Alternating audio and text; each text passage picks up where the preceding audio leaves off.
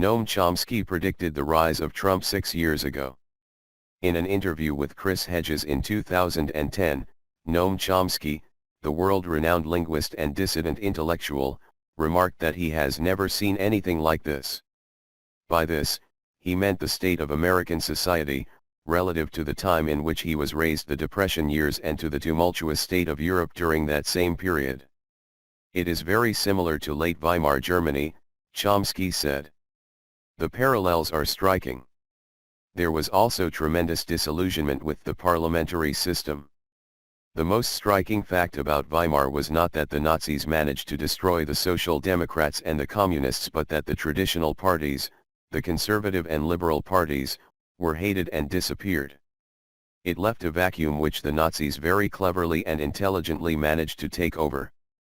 For decades, Chomsky has warned of the right turn of the Democratic Party, which has, in an effort to win elections, adopted large swaths of the Republican platform and abandoned the form of liberalism that gave us the New Deal and, later, Lyndon Johnson's Great Society.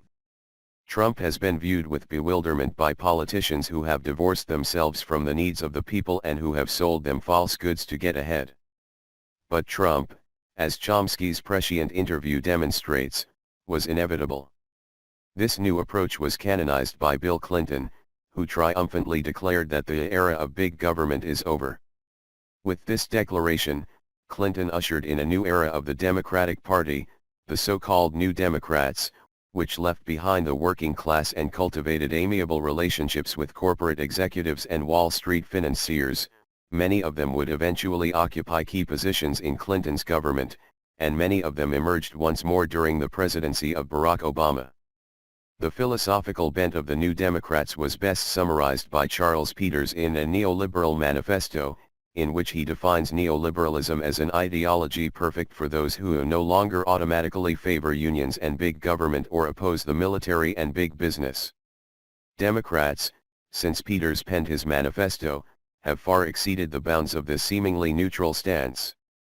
Bill Clinton, for his part, destroyed welfare, deregulated Wall Street, worsened the growing mass incarceration crisis, and signed into law the North American Free Trade Agreement, a sweeping deal that harmed millions of workers, in the United States, Mexico, and elsewhere.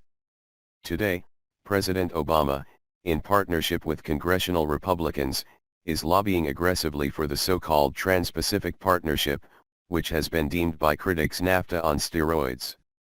The agreement, if made the law of the land, will encompass 40% of global GDP and will grant massive companies unprecedented power. Despite President Obama's promises of transparency, the public has been forced to rely on leaked information to glean any specifics about the deal and, based on the information we have, the agreement is a disaster for workers and the environment and, unsurprisingly, a boon for multinational corporations. Democrats, in short, have left the working class in the dust, often using the excuse, as a recent New York Times editorial put it, that they need big money backers to succeed. Republicans, meanwhile, as Chomsky has observed, are dedicated with utter servility to the interests of the wealthy, and their party, with its longing for war and denial of climate science, is a danger to the human species. So we are faced with a political system largely devoted to the needs of organized wealth, which leaves working people anxious, worried about the future, and, as we have seen, very angry.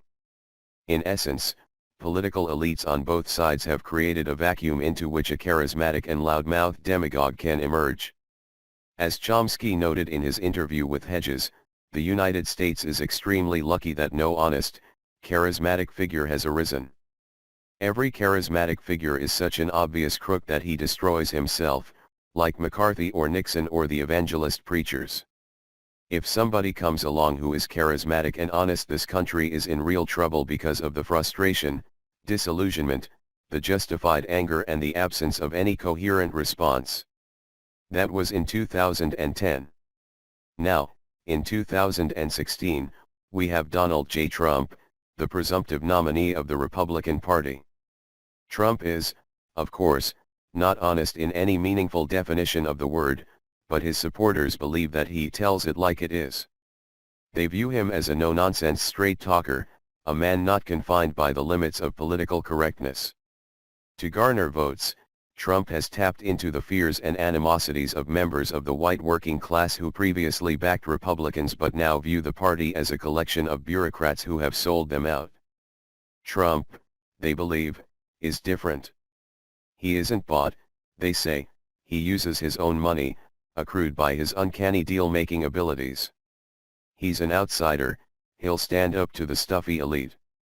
And he, above all, speaks the truth about who they perceive as the real enemies, not billionaires like Trump, but illegal immigrants and Muslims.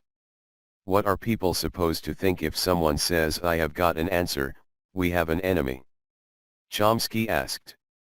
In Germany, he added, it was the Jews. Here it will be the illegal immigrants and the blacks. We will be told that white males are a persecuted minority. Sound familiar?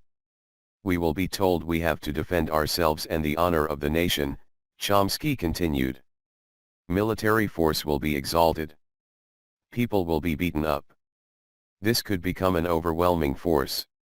As Matt Taibbi has observed, America, specifically America's political elite, made Trump unstoppable. Trump has been viewed with bewilderment by politicians who have divorced themselves from the needs of the people and who have sold them false goods to get ahead. But Trump, as Chomsky's prescient interview demonstrates, was inevitable. The mood of the country is frightening, Chomsky concluded. The level of anger, frustration, and hatred of institutions is not organized in a constructive way. It is going off into self-destructive fantasies.